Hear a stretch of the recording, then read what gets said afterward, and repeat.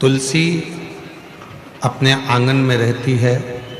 तुलसी का पौधा जब सूख जाता है तो तुलसी की जो लकड़ी होती है उसको घिसकर पानी में भगवान को लगाया जाता है। वो चंदन हरी चंदन कहलाता है। और कोई बेलपत्र का वृक्ष जब सूख जाता है और उसकी जो लकड़ी होती है उस लकड़ी को घिसकर जो चंदन बनाया जाता है और शिव को लगाया जाता है उसको शिव चंदन कहते हैं। और दोनों चंदन अपना अपना कार्य करते हैं।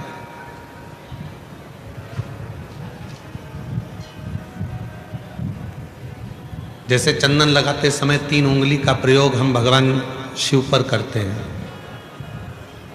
आकार, ओमकार, ओमकार, ये 3 उंगलियों का प्रयोग हम शिव जी पे चंदन लगाते समय करते हैं।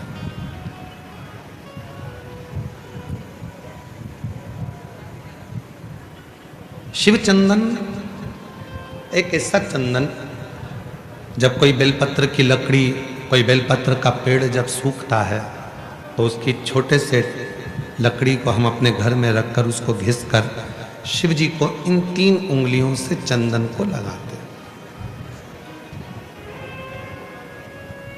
आकार, ओमकार और मकार, तीनों।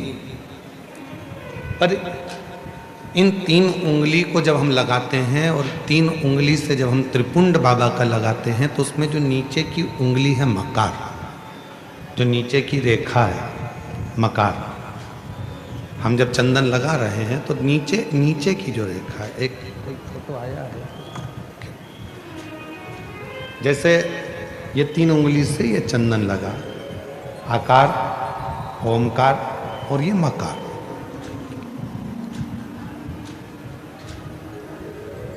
अब दुनिया की दृष्टि में लोगों को लगता है कि चंदन की लकड़ी से जो हमने चंदन लगाया वो भी श्रेष्ठ है, पर बेलपत्र की लकड़ी से जो हम चंदन लगाते हैं, चंदन घिसते हैं और वो भगवान शिव को लगाते हैं, उसमें जो ये मकार वाली रेखा है, जब हम 3 उंगली लगाते हैं तो नीचे की जो मकार की रेखा है उस रेखा का थोड़ा सा चंदन, यदि कितना भी बीमार व्यक्ति है उसके कंठ में अगर वो चंदन, मकार की रेखा का थोड़ा सा चंदन उसके कंठ पर लगाना प्रारंभ कर देते हैं तो 15 दिन में वो पलंग पर से उठकर बैठना प्रारंभ कर देता है, कितना भी बीमार क्यों।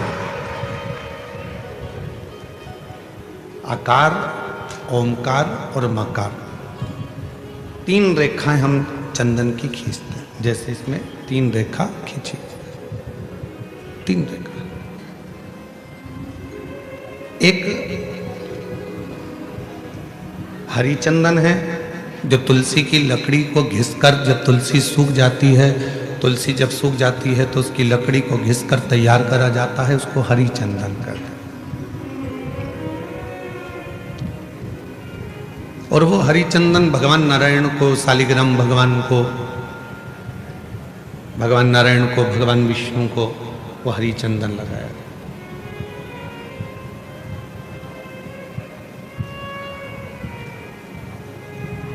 हरी चंदन का लेपन किया जाता है और वो हरी चंदन भी बड़ा काम का है महाराज। जब शालिग्राम भगवान को हरी चंदन लगाते हैं, हरी चंदन का लेपन करते हैं, या एक बिंदी भी हरी चंदन की लगाते हैं, और यदि वो हरी चंदन का एक छोटा सा अंश मात्र भी हम लेकर आए, और जिसको दमे की शिकायत होती है, श्वास की शिकायत होती है, चढ़ने में चलते चलते हांपड़ी भरा जाती है, हाँप भरा जाती है, डॉक्टर ने कह दिया कि फेफड़े 70%, 60%, 80% खराब हो गए हैं, काम नहीं कर रहे, उस व्यक्ति के हृदय पर, वक्ष स्थल पर यदि वो हरी चंदन का लेपन जो शालिग्राम भगवान पर, भगवान श्री हरि पर, राम जी पर, ठाकुर जी पर, कृष्ण पर, लड्डू गोपाल पर जो आपने किया है, उसको यदि हम लगाना चालू करते हैं तो उसको भी फिर चलने में तकलीफ नहीं आती और फेफड़े उसके काम करना प्रारंभ कर देते हैं। वो हरी चंदन की भी एक प्रथा। तो दो चंदन, एक हरी चंदन, एक शिव चंदन। जम के बोलेंगे सभी लोग, हरी चंदन काय से बनता है? तुलसी की लकड़ी से। और शिव चंदन काय से बनता है? बेलपत्र जो सूख जाता है, लकड़ी जो सूख जाती है उसके। दोनों कारगर।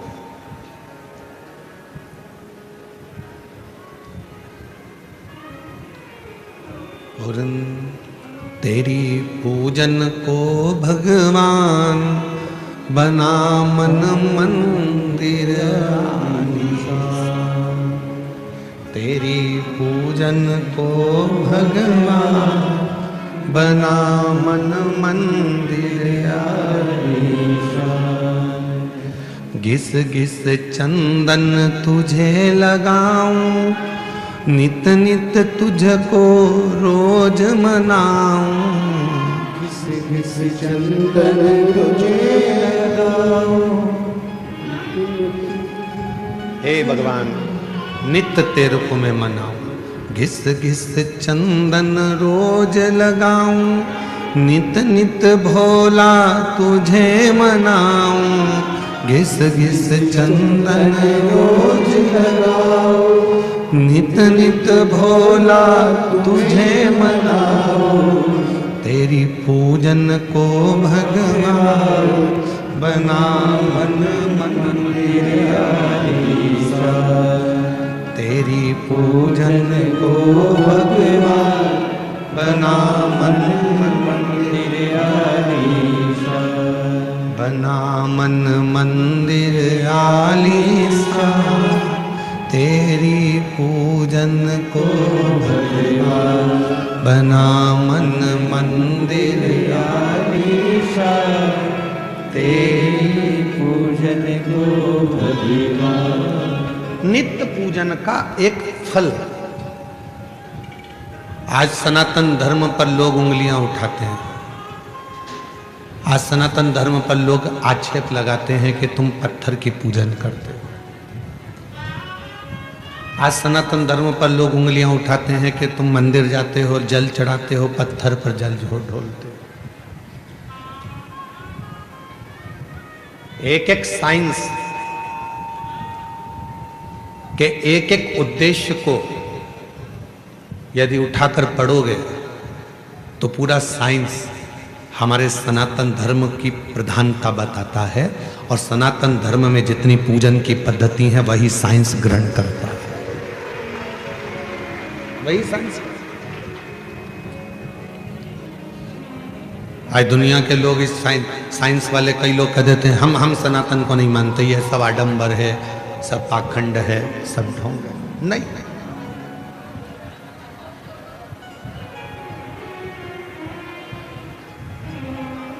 एक समय ऐसा भी आता है डॉक्टर पूरा इलाज करता है, सारी दवाइयां देता है, सब कुछ करता है और आखिरी में डॉक्टर भी कह देता है कि मैं पूरी कोशिश कर रहा हूं, अब उसके हाथ में। मतलब डॉक्टर को भी मालूम है कि एक डॉक्टर और बैठा है, वो काल अधिपति महाकाल कहीं ना कहीं बैठकर इस कार्य को कर रहा है। एक और बैठा है,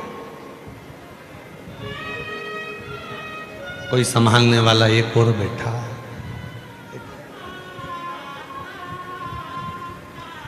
शिव कथा कर रहे हैं। कल कथा में कहा था कि दुनिया में किसी की सामर्थ्यता नहीं है कि कोई तुम्हारा बुरा कर दे। अपना बुरा हम खुद कर रहे हैं, कोई दूसरा बुरा नहीं कर सकता।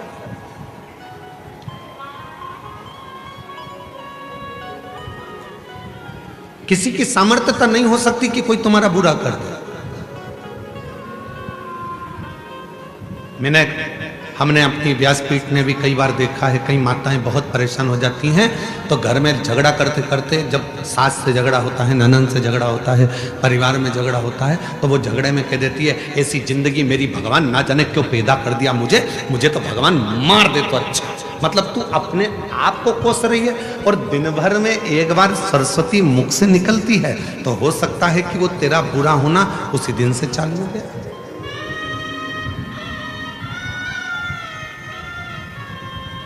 कई बार पुरुष, मेरे जीजा हुन भी जब परेशान हो जाते हैं तो कहते हैं भगवान ये शरीर तो भगवान तूने ऐसा दे दिया। कई माताएं दिन भर बैठी बैठी सोचती रहती हैं कहीं मुझे ये बीमारी तो नहीं हो गई, मेरे शरीर में गठान हो गई, कहीं मुझे ये वाली बीमारी तो नहीं हो गई, मेरे को भोजन नहीं पच रहा तो मुझे ये बीमारी तो नहीं हो गई, मेरी आंखें दुख रही हैं तो आंखों में ये बीमारी तो नहीं हो गई, मेरी कमर से चलते नहीं बन रहा तो मेरा कहीं गुरिया तो नहीं खसक गया, मेरा घुटने से चलते नहीं बन रहा मेरा घुटना तो बेकार नहीं हो गया, कहीं घिस तो नहीं गया। प्रत्येक स्त्री पुरुष आज के समय में प्रत्येक व्यक्ति अपने लिए ही बुरा सोच रहा है। मेरे को ये तो नहीं हो गया, मुझे ऐसा तो नहीं हो गया, मुझे वैसा तो नहीं हो गया, और दिन भर वो जब अपने बारे में गलत गलत गलत गलत सोचता है तो उसको अपने आप शरीर में गलत होना प्रारंभ हो जाता है। और जिसने ये सोच लिया कि मुझे कुछ भी नहीं हुआ, फिर तो परमात्मा ऐसी कृपा करता है कि कुछ हो भी रहा होता है तो परमात्मा उसको अच्छा करता है।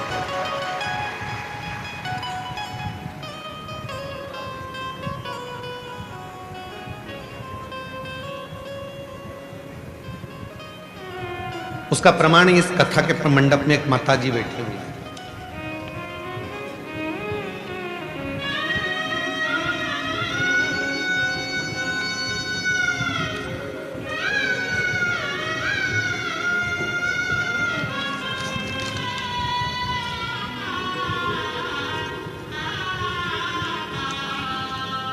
मेरा नाम शीतल राकेश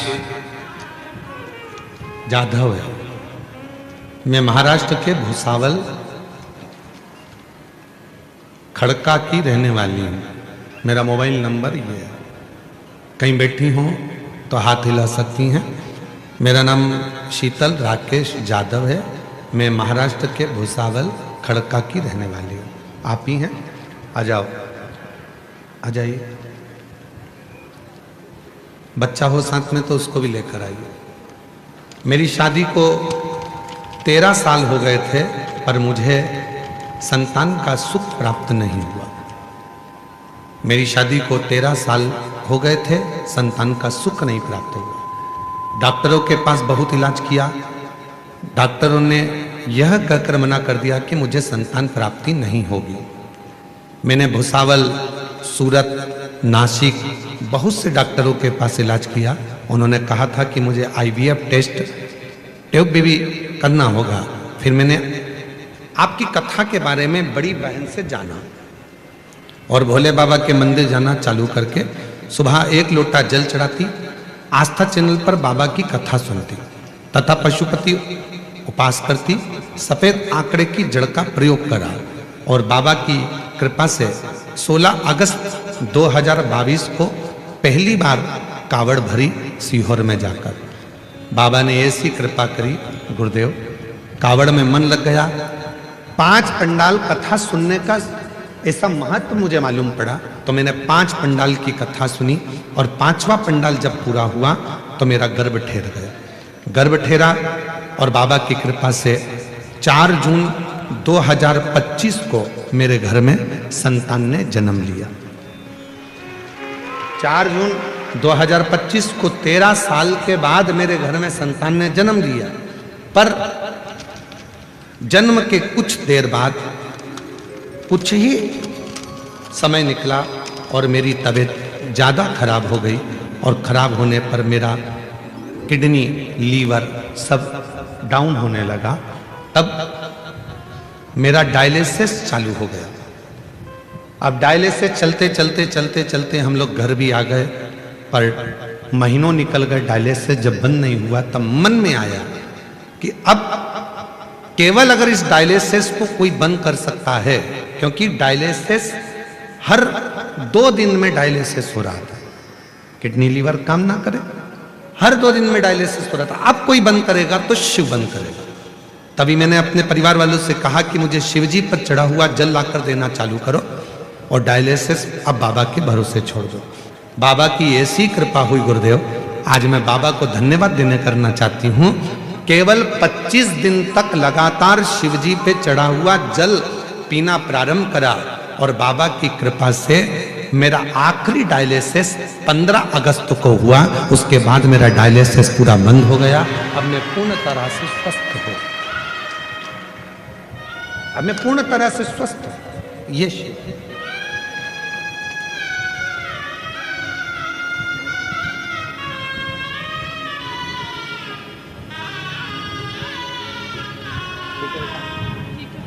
शंभू, बाबू बाबा बाबा बाबा बाबा शंभू शंभू,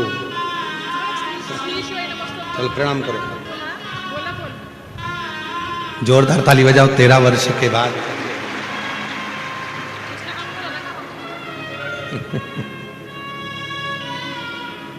बच्चे का नाम भोला रखा है इन्होंने। एक बार जोरदार ताली बजाओ।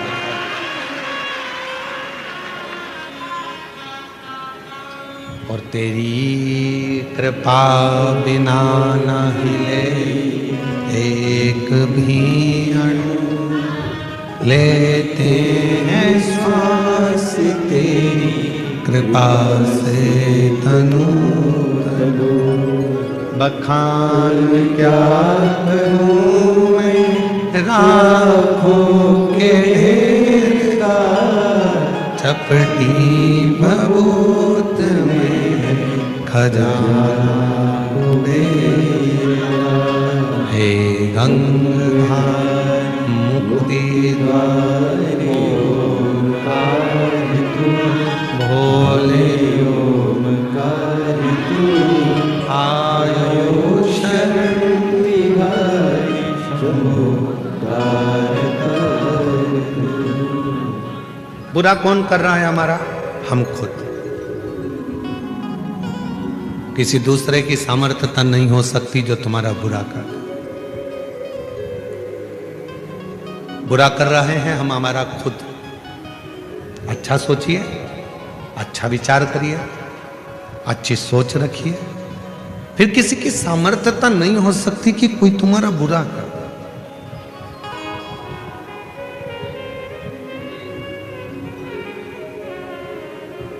मुझे लग रहा है कि मेरा तबीयत में ऐसा होगा तो वो होगा, और तुमने सोच लिया कि मुझे कुछ नहीं होगा, आग लगे बस्ती में अपन रहो मस्ती में, क्या किसको रोइए चादर तान के सोइए।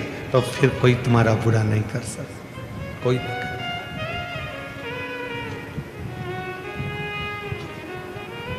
चंद्रदेव की कथा चल रही है। चंद्रशेखर चंद्रमौली शिव महापुराण की कथा चल रही। चंद्रदेव का बुरा लोग कर रहे हैं। दक्ष प्रजापति ने चंद्रदेव को श्राप दे दिया।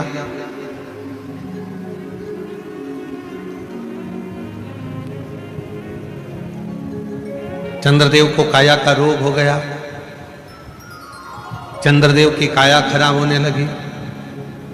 लोग कर, पर चंद्रमा को यदि दक्ष प्रजापति का श्राप लगा है तो इसमें गलती किसकी है? चंद्रमा की। 27 कन्याओं के साथ में विवाह हुआ है। 27 कन्याओं को एक दृष्टि से देखना चाहिए, एक दृष्टि। पर चंद्रमा केवल एक रोहिणी को सबसे ज्यादा प्यार करते हैं, प्रेम करते हैं। बाकी के 26 पत्नियों पर ध्यान तक नहीं देते। तो गलती खुद की है, श्राप तो लगेगा। कितना सुंदर प्रसंग आता है। इस प्रसंग पर थोड़ा ध्यान दीजिएगा। एक घर के अंदर 4 भाई रह रहे हैं। चारों भाई कमा रहे हैं, व्यापार भी एक ही है, कमा के भी चारों भाई एक ही जगह पर ला रहे हैं। 4 देवरानी जेठानी उस घर के अंदर रहती हैं। थोड़ा ध्यान देना, बहुत सावधानी से इस कथा का स्मरण करिएगा। 4 भाई एक ही परिवार में रह रहे हैं, एक ही जगह पर कमाकर धन ला रहे हैं, एक ही जगह पर 4 देवरानी जेठानी रह रही हैं। चारों जेठानी देवरानी के बच्चे एक ही जगह पर रह रहे हैं। शिव महापुराण की कथा ये तक कहती है कि अपनी दृष्टि को, जितनी देवरानी जेठानी घर में रह रही हैं और जितने भाई घर के अंदर रह रहे हैं, यदि सबकी कमाई एक जगह पर आ रही है तो चारों की दृष्टि एक जैसी रहना चाहिए। ये नहीं कि मेरे बेटे को मैं मलाई का दूध दे दूं और दूसरे के बेटे को सादा दूध दे दूं, मेरे बेटे को मैं घी की रोटी दे दूं, दूसरे को सादी रोटी दे दूं, मेरे बेटे को मैं 2 चम्मच घी लगा दूं और दूसरे के बेटे को 1 चम्मच घी लगा दूं। जिसकी दृष्टि में जो अपने बच्चों के प्रति प्रेम कर कर दूसरे के बच्चों के प्रति बैर उत्पन्न करना प्रारंभ कर देता है, उसके घर के बच्चों की जिंदगी अपने आप बर्बाद होना प्रारंभ हो जाती है। कोई उसको दूसरा बर्बाद नहीं करता। अब ये बात हमने एक बार कथा में कही तो एक बहन जी ने लिखकर भेजा, तो क्या हम हमारे बच्चे के लिए अच्छा नहीं सोच सकते? सोचो, मना कौन कर रहा है? पर जब तुम एक जगह पर रह रहे हो तो सबके प्रति सब बच्चे तुम्हारे हैं, सब बच्चे।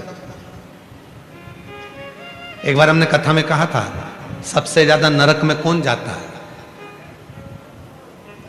याद है आप लोगों को? बोलो तो जम के। सबसे ज्यादा नरक में कौन जाता है? तो एक बार हमने कथा में कहा था, सबसे ज्यादा नरक में जाता है प्रसाद बांटने वाला।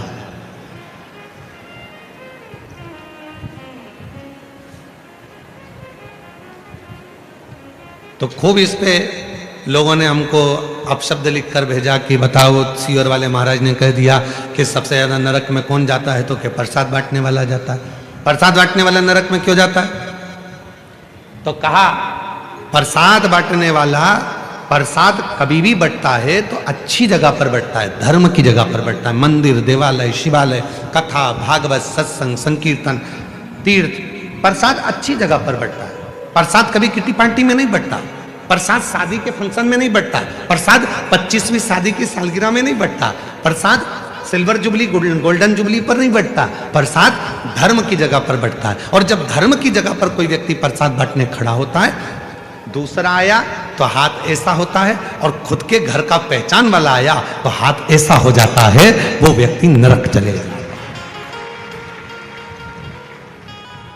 पत्नी आई, हाथ बड़ा, बेटा आया, हाथ बड़ा, कोई दूसरा आया, हाथ छोटा, सबको ऐसे ऐसे ऐसे ऐसे दे रहे। तो जैसी पत्नी आके खड़ी हुई तो मुट्ठा भर के दे दिया, बेटा आया तो मुट्ठा भर कर दे दिया, कोई आया परिचित भाई आया, काका आया, काकी आई, तो उन्होंने पस भर कर दे दिया। पर उसने ये नहीं सोचा कि हम धर्म की जगह पर खड़े होकर प्रसाद में भेदभाव कर रहे हैं। जब हम प्रसाद में भेदभाव कर रहे हैं तो वो परमात्मा की दृष्टि में रहेगा और हमको नरक भोगना पड़ेगा।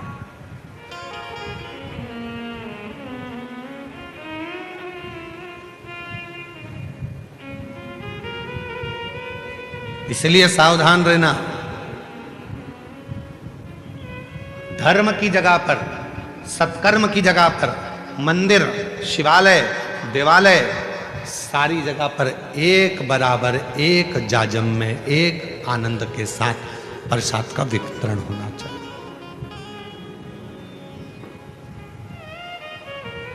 एक जगह।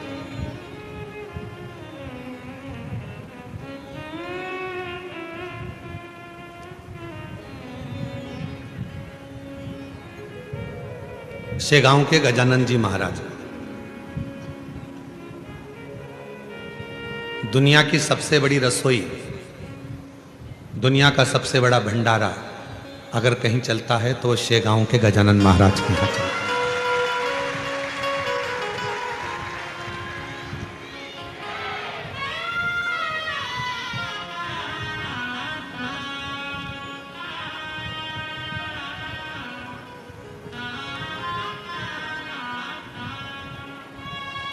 लगभग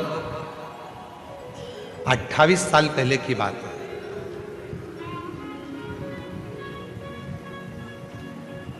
और 28 साल से हो सकता है कि 29 साल 28 साल पहले की बात हो। हम शेगांव गए, भंडारे में भोजन प्रसाद चल रहा था। एक पात्र में कोई मीठी वस्तु थी और वो थोड़ी सी थी। तो उन्होंने वो मीठी जो वस्तु थी वो वस्तु को एक और रख दिया और सारी वस्तुएं चल रही। तब हमने पूछा, एक माता जी वो परस रही थी, तो हमने कहा कि ये थोड़ी सी मीठी वस्तु बची है तो ये भी प्रसाद में दे देना चाहिए। तो उन्होंने